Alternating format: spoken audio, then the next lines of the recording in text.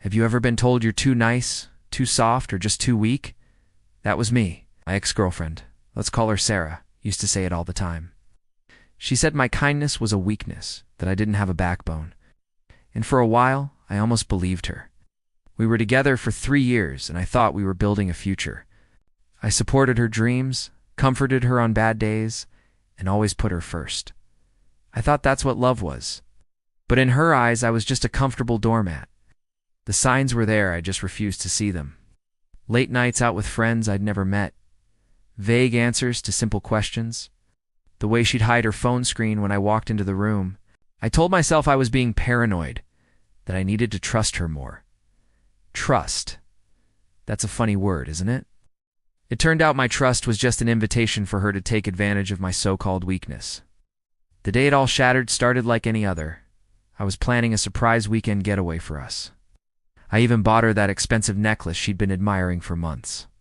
I came home early from work, excited to surprise her. I did. The surprise was on me. I found her with someone else. My best friend. In our apartment. On the couch I had spent a whole weekend assembling. The cliché was so painful it was almost laughable. There was no big dramatic fight, no screaming or throwing things.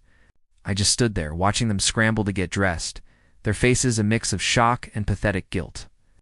Sarah started with the usual excuses. It didn't mean anything. It was a mistake. But then she said the words that flipped a switch inside me. She looked me dead in the eye and said, "What did you expect? You're just too weak." I needed a real man. A real man. In that moment, something inside me didn't break, solidified. It hardened into a cold, clear resolve.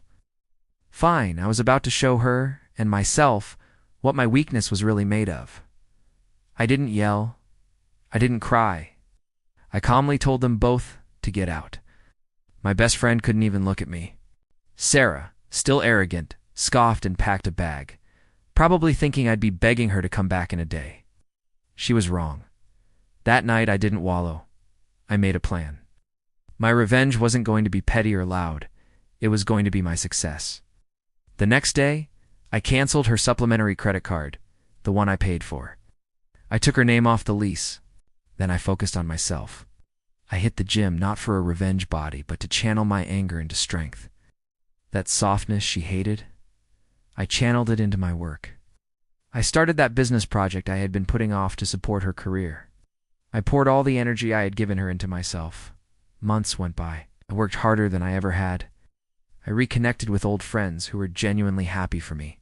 My small business started to take off. I was happier, healthier, and more confident than I had ever been.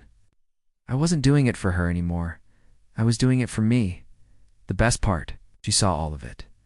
Through mutual friends, on social media. She saw the guy she called weak, thriving without her. About a year later, she reached out. A long, rambling text message about how she made a terrible mistake, how the other guy was a loser, and how she missed the good man she had. She said she saw how much I'd changed, how strong I'd become, and she wanted to be a part of my new life. I read the message, and for the first time, I laughed. A real, genuine laugh. I typed back a simple reply. You were right about one thing. I was weak for ever thinking I needed you. Thank you for showing me my own strength. Then I blocked her number. My revenge wasn't about hurting her. It was about healing myself. It was about proving that true strength isn't about being loud or aggressive. It's the quiet resolve to build a better life, not for anyone else's approval, but for your own. And let me tell you, success is the best revenge. Thanks for listening to my story. If you've been through something similar, remember your worth is not defined by those who fail to see it. Focus on you. And if you enjoyed this, please hit that like button and subscribe for more. I'll see you next time.